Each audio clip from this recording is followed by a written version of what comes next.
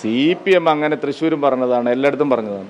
CPM പറയുന്നതിൽ എന്താ അർത്ഥമുള്ളത്? CPM തന്നെ ഇവിടെ 4 തട്ടിലായിരുന്നില്ലേ? നിങ്ങൾ അതൊന്നും കണ്ടില്ലല്ലോ.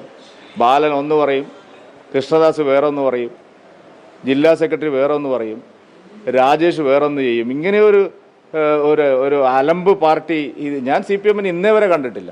പാലക്കാട് തെരഞ്ഞെടുപ്പിൽ ഒരാൾ പൊളിക്കാന്ന് കിടക്കുമ്പോൾ ഒരാൾ നേരെയാക്കാൻ പോകും. MP രാജേഷ് ഒന്ന് പറയും, അതിനെ പൊളിക്കാൻ ബാലൻ വേറൊന്ന് പറയും. പിറ്റേ ദിവസം ജില്ലാ സെക്രട്ടറി ഒന്ന് പറയും, കൃഷ്ണദാസ് അപ്പോഴേക്ക് എവിടെന്നെങ്കിലും ഒന്ന് വന്ന് വേറൊന്ന് പറയും. ഇതുപോലത്തെ ഒരു അലമ്പ് തെരഞ്ഞെടുപ്പ് പ്രചരണം LDFന്റെ എൻ്റെ ജീവിതത്തിൽ ഞാൻ കണ്ടിട്ടില്ല. അതൊക്കെ നമുക്ക് 23-ാം തീയതി നിങ്ങൾ അടുപ്പ് കൂട്ടി ചർച്ച നടത്തുന്നവരല്ലേ, നമുക്ക് അടുപ്പ് കൂട്ടാം 23-ാം തീയതി.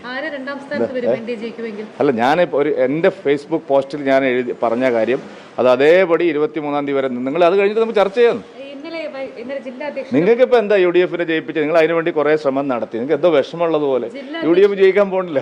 ഇന്നലെ ജില്ലാ അധ്യക്ഷൻ വോട്ട് ചെയ്യുന്ന ബന്ധപ്പെട്ട അവസാന ഘട്ടത്തിൽ വലിയ തർക്കമുണ്ടായിരുന്നു. ജില്ലാ അധ്യക്ഷനെ തടയുമെന്ന് പറഞ്ഞിരുന്നു, സംരക്ഷണം ഒരുക്കുമെന്നാണ് പറഞ്ഞിരുന്നത്. പക്ഷെ അദ്ദേഹം വന്നില്ല. എന്തുകൊണ്ടാണ്? അതൊക്കെ നിങ്ങൾ വിരിച്ച വല നോക്കൂ. ഞാൻ നോക്കുമ്പോൾ ഏഷ്യാനെറ്റിന്റെ 2 റിപ്പോർട്ടർമാർ, കൃഷ്ണകുമാറെ, മീഡിയ വണ്ടെ 4 റിപ്പോർട്ടർമാർ, മലയമ്മയുടെ 2 ആള്, ഇവരെല്ലാം വന്നിട്ട് ആ ബൂത്തിൽ നിൽക്കുക രാവിലെ മുതലേ.